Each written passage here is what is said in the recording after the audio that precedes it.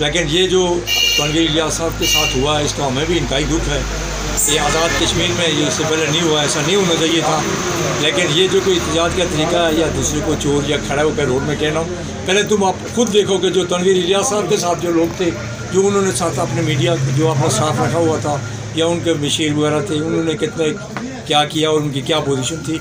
हमें इंतहाई दुख है क्योंकि तनवीर इलियास साहब के बारे में ये जो जिस इल्ज़ाम पर उन्होंने कोर्ट ने उनको फारुक किया है, ये नहीं होना चाहिए था। अगर यही रवायत चली तो आइंदा आने वाला कोई भी आदमी न मुल्क में गवर्नमेंट चला सकता है, न हुकूमत चला सकता है और न किसी किस्म की बात कर सकता है। हमें इंतहाई एहतजाज है कि हाई कोर्ट और सुप्रीम कोर्ट ने, हाई कोर्ट ने घंटों के हिसाब से उनकी बात ही नहीं सुनी और माजरत के बावजूद उन्होंने ये कहा मैं जो अल्फाज दिए हैं मैं वापस लेता हूँ, लेकिन उन्होंने उसके बावजूद उसको नाल कर दिया। ये इंतहाई साजिश है और हम इसकी मजम्मत भी करते हैं। लेकिन ये जो अल्फाज इस्तेमाल करते हैं कि फ़लाना चोर तो फ़लाना, अब चोर तो सब इनके साथ है, वो लोटे तो सब इनके साथ थे। पीटीआई में कौन था आज़ाद कश्मीर में? घंटों के हिसाब से लोगों को उठाया और टिकट लेकर वापस, टिकट लोगों के वापस करा के तो पीटीआई में शामिल कराया। लोटे तो उनके साथ थे, तो लोटे ही होते हैं ना, वो तो लोटे ही रहेंगे।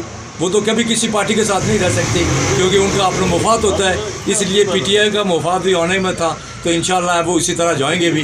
तो पीटीआई का उसको क्या बहुत दूर दूर तक हमें पीटीआई का कोई मुस्तकिल नज़र नहीं आ रहा है। तो क्योंकि साहब हम आपका बहुत शुक्रिया अदा करते हैं कि आपने हमें टाइम दिया। ये हम पीटीआई वालों का हमें इंतहाई दुख है कि तनवीर इलियास साहब का ये हल्का भी है और उनका ये साथ बाजार भी उनका यही लगता है। तो ये 8 आदमी एहतजाज करते हैं, हमें इस बात का बहुत दुख है।